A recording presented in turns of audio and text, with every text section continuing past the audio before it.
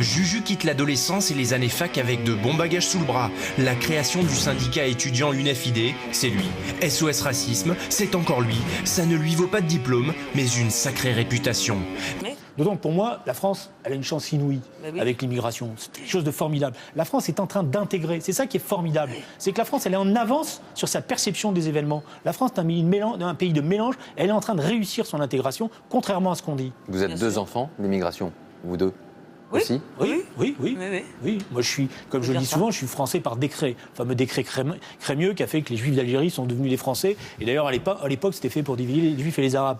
Mais j'adore la République française. Elle m'a appris énormément de choses. Et la France, pour moi, c'est d'abord la République. Alors, l'histoire actuelle, celle d'avant, celle de demain, est-ce que ça ne vous conduit pas finalement, à un moment donné, à vous dire pourquoi pas moi ? Pourquoi je n'irai pas moi aussi ? Pourquoi je me présenterait pas à cette candidature, à la présidentielle, enfin en tout cas par les primaires? Est-ce qu'à un moment donné, ça vous a effleuré l'esprit ou pas du tout?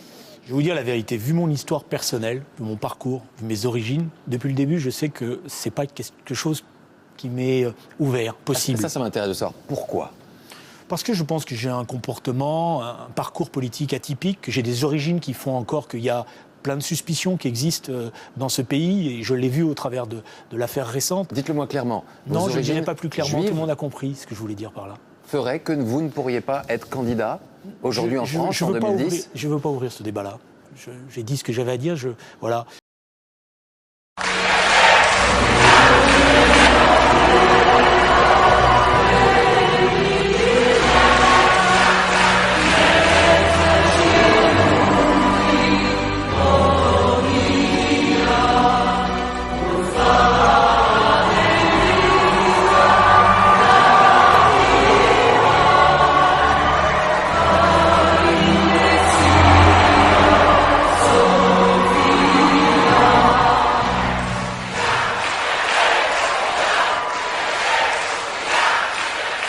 Quelqu'un qu'on a eu le plaisir d'entendre sur Europe 1, mettre les choses au point sur l'affaire de la flottille.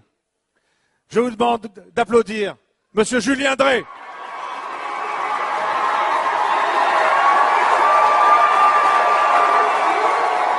Mes chers amis, vous êtes nombreuses et nombreux.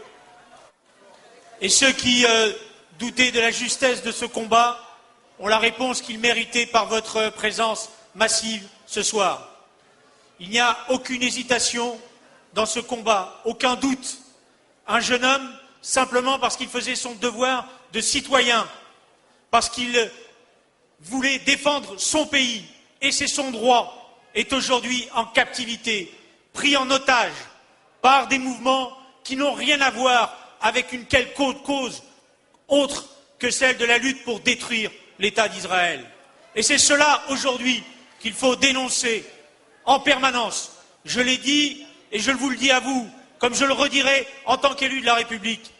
L'antisémitisme moderne a pris le nom de l'antisionisme. Et cela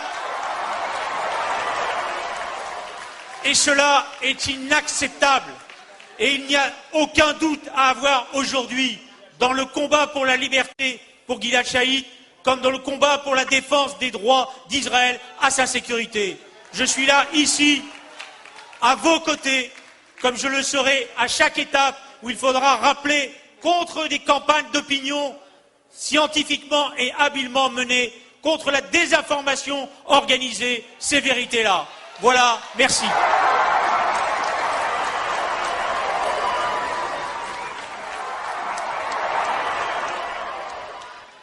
Maintenant, quelqu'un. Je voulais simplement vous donner une information. Nous sommes près de 10 000 ce soir.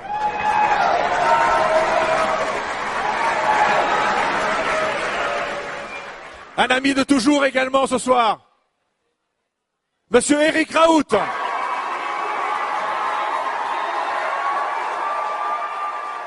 vais le tenir aussi. J'ai la même sur ma mairie. J'avais voulu venir la piquer à mon copain le maire du 16e arrondissement, mais j'ai eu le nom du fournisseur, il m'en a fait une copie. Alors, chers amis, je suis pas venu avec mon écharpe tricolore, mais quand même avec une cravate bleue. Je suis ici particulièrement heureux de me retrouver sur cette scène parce qu'il y a tous les amis d'Israël et d'autre part, il y a la foule qui soutient Israël. Vous savez, ici, il y en a qui viennent chaque semaine pour les droits de l'homme. Nous, on vient moins souvent, c'est vrai. Mais quand on vient, on est quand même beaucoup plus nombreux. Alors, ce soir, moi, j'avais le bureau politique de mon parti. Et Xavier Bertrand m'a dit, mais tu t'en vas. On parle des retraites, c'est important. Et je lui ai fait passer un papier en disant, pour moi, Israël, c'est plus important que les retraites.